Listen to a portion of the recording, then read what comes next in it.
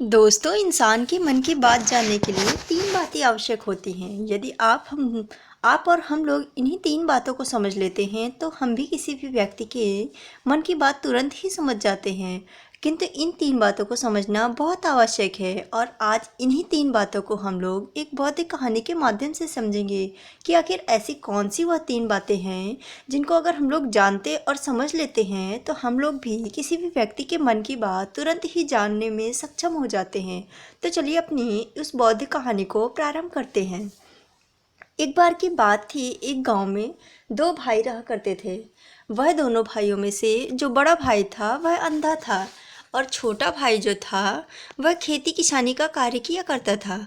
छोटा भाई सदैव अपने खेत में बहुत मेहनत के साथ कृषि किया करता था, किंतु गांव के जो अन्य मवेशी जानवर थे वह उसकी खेती को खराब कर देते थे, वह उसकी फसल उजाड़ देते थे।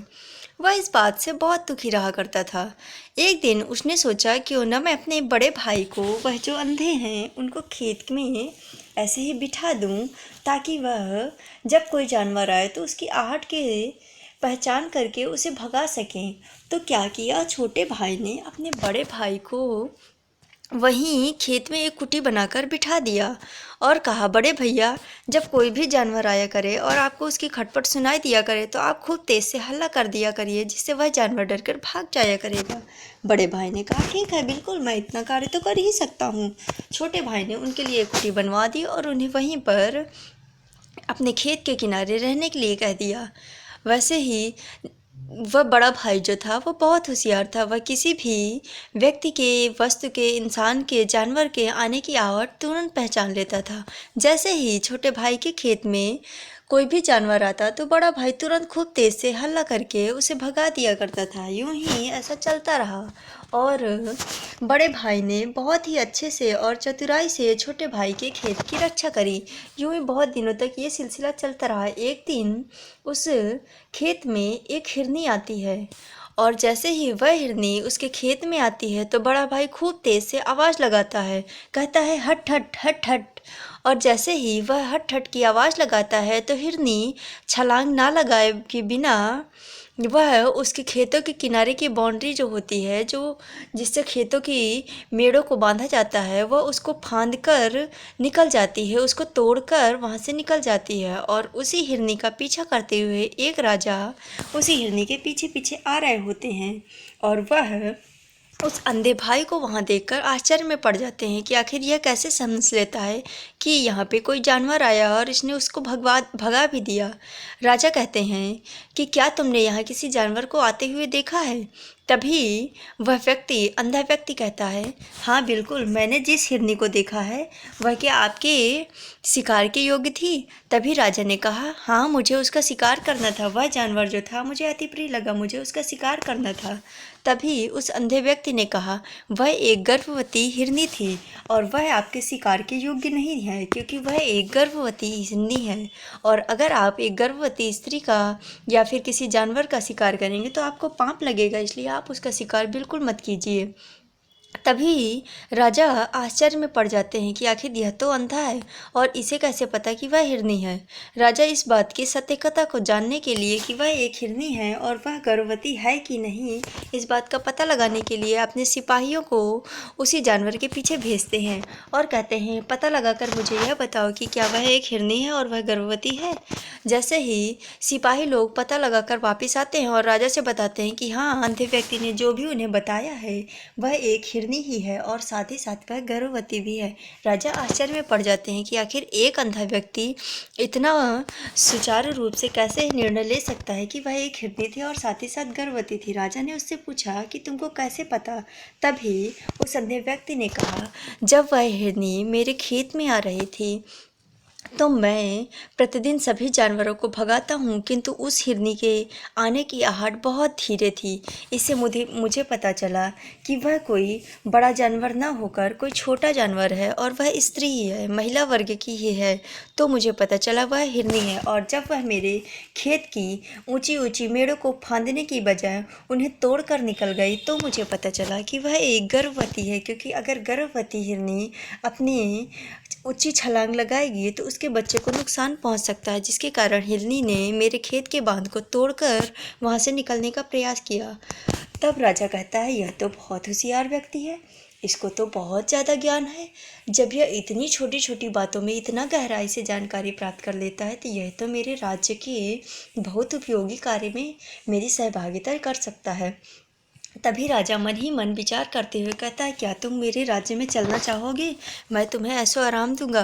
तभी बड़ा भाई छोटे भाई से कहता है कि राजा मुझे किसी कार्य के बस अपने महल ले जाना चाहता है, क्या मैं चला जाऊं? छोटा भाई कहता है, बिल्कुल भैया, आप बिल्कुल जा सकते हैं। बड़ा भाई वह जो अंधा है उसको राजा अपने महल ले जाते हैं और कहते हैं, मैं आज तुमसे एक प्रश्न करने वाला हूँ, अगर तुम्हें इस बात का उत्तर सही सही दे दिया तो मैं जान जाऊँगा तुम बहुत होशियार हो। तभी राजा ने पूछा, क्या तुम मुझे मेरे एक प्रश्न का उत्तर दे सकते हो? अंधे व्यक्ति ने कहा, बिल्कुल। राजा ने कहा, तुम मुझे यह बताओ कि क्या मेरी पत्नी पतिव्रता पत्नी है? तभी अंधे व्यक्ति ने कहा, यह कैसा प्रश्न है राजन? ऐसा तो बिल्कुल नहीं हो सकता, आप ऐसा प्रश्न क्यों पूछ रहे, कोई और प्रश्न करिए। तभी राजा ने कहा, नहीं, बिल्कुल मैं यही प्रश्न करूँगा, क्या मेरी पत्नी पतिव्रता पत्नी है? इसके लिए उस अंधे व्यक्ति ने कहा, तुम अपनी पत्नी को 5 मिनट के लिए मेरे साथ छोड़ दो तो मैं तुरंत बता दूंगा कि तुम्हारी पत्नी पतिव्रता है कि नहीं। राजा को यह बात सुनकर क्रोध तो आया, किंतु राजा ने अपने आप को संयम रखा और कहा, ठीक है। राजा ने अपनी पत्नी को उसके साथ छोड़ दिया और जब वह एक बंद कमरे में दोनों को बंद कर देता है और कहता है, अंधे व्यक्ति ने कहा, राजन अब आप जाइए और 5 मिनट का हमें समय दीजिए। अब अंधे व्यक्ति ने क्या कहा, उसकी पत्नी से अर्थात रानी से कहा कि क्या आप अपने शरीर को मुझे स्पर्श करने देंगी, अर्थात मैं आपके शरीर को छू सकता हूँ? तभी रानी बहुत क्रोध में आ गई और रानी ने ना आओ देखा न ताओ और उस अंधे व्यक्ति को इतना पीटा, बहुत पीटा कि उसे कमरे से भागना पड़ गया और वह भागते भागते राजा के पास पहुँचता है और कहता है, राजन, आपके जवाब का उत्तर है कि आपकी जो पत्नी है वह पतिव्रता नहीं है। आपकी पत्नी बिल्कुल भी पतिव्रता पत्नी नहीं है। राजा को इस बात पर बहुत क्रोध आता है और राजा अपनी तलवार निकालकर अपनी पत्नी की ओर जाता है और कहता है कि मैं जो तुमसे प्रश्न पूछूंगा इस बात का तुम मुझे सही सही उत्तर देना, क्या तुम एक पतिव्रता पत्नी हो? तभी पत्नी ने कहा, बिल्कुल नहीं महाराज, मैं एक पतिव्रता पत्नी नहीं हूँ। तभी राजा फिर से वापस उस अंधे व्यक्ति के पास जाते हैं और कहते हैं, तुमने कैसे उसके मन की बात जान ली कि उसकी पत्नी पतिव्रता नहीं है? तभी उस अंधे व्यक्ति ने कहा, मैं सबके मन की बात जान सकता हूँ। तभी राजा ने कहा, मैं अच्छा एक प्रश्न का उत्तर और तुमसे पूछता हूँ कि मैं जब अपनी माँ के गर्भ में था तो मैं क्या अपने पिता का ही पुत्र हूँ या फिर किसी और का? तभी राजा ने कहा, ठीक है। तभी उस अंधे व्यक्ति ने राजा से कहा, ठीक है, मैं इस प्रश्न का भी आपको उत्तर दूंगा, किंतु इसके लिए मुझे आप 2 मिनट का समय दीजिए। राजा ने कहा, बिल्कुल, तुम समय ले सकते हो। तभी उस अंधे व्यक्ति ने कहा कि तुम अपनी माँ के तो बेटे हो, तुम अपने पिता के ही द्वारा अपनी माँ के गर्भ में आए थे, किंतु तुम्हारे ऊपर एक महाकंजूस व्यक्ति की छाया पड़ी थी। तभी इस बात की पुष्टि के लिए राजा अपनी माँ के पास जाता है और तलवार लेकर वहाँ पे खड़ा हो जाता है और कहता है, माँ, आज तो मुझसे एकदम सही सही उत्तर देना, मैं जिस प्रश्न को पूछूंगा इसका सही जवाब देना, वरना मैं अपनी गर्दन स्वयं अपनी तलवार से अलग कर दूंगा। तभी राजा की माँ ने कहा, पूछो बेटा। राजा ने कहा, क्या मैं अपने पिता का ही पुत्र हूँ?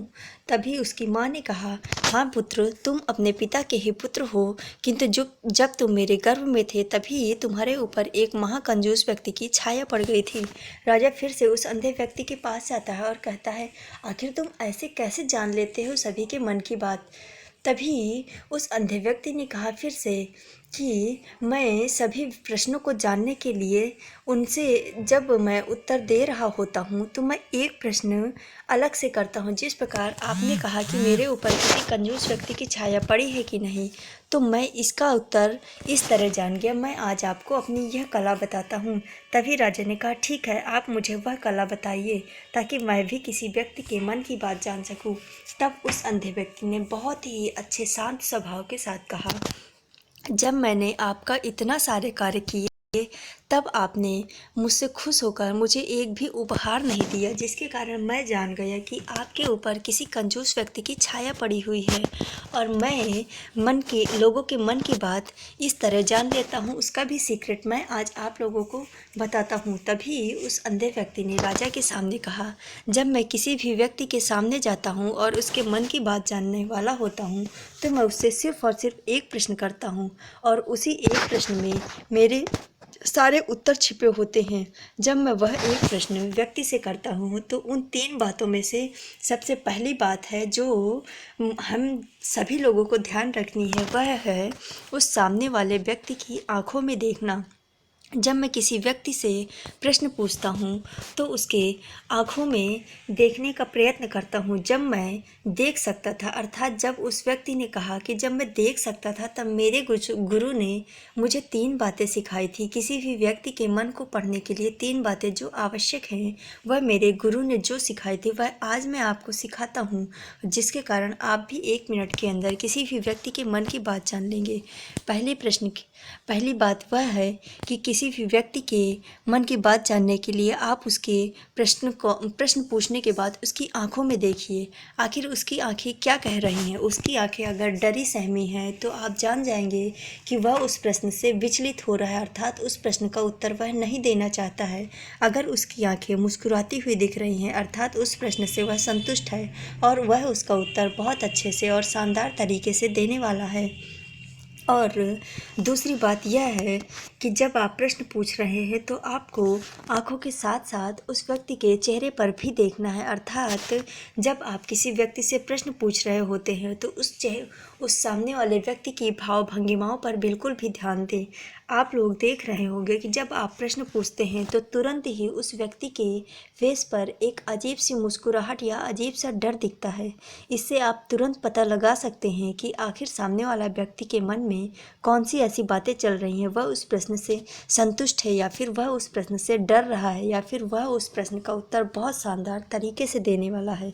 तो पहली बात मेरी थी कि उस व्यक्ति के आंखों में देखना है, दूसरी बात यह है उसकी भाव भंगिमाओं को देखना है, और तीसरी बात मन पढ़ने की यह है उस व्यक्ति के पूरे बॉडी लैंग्वेज को देखना है, अर्थात उसकी शारीरिक प्रतिक्रियाओं को देखना है। कई बार आप देखते होंगे, आप किसी व्यक्ति से प्रश्न पूछते हैं, तो वह व्यक्ति अपने हाथों को रगड़ने लगता है, या फिर वह व्यक्ति इधर उधर देखने लगता है, या फिर वह व्यक्ति बहुत ज़्यादा घबराया हुआ प्रतीत होता है, शरीर में उसके पसीना आता है।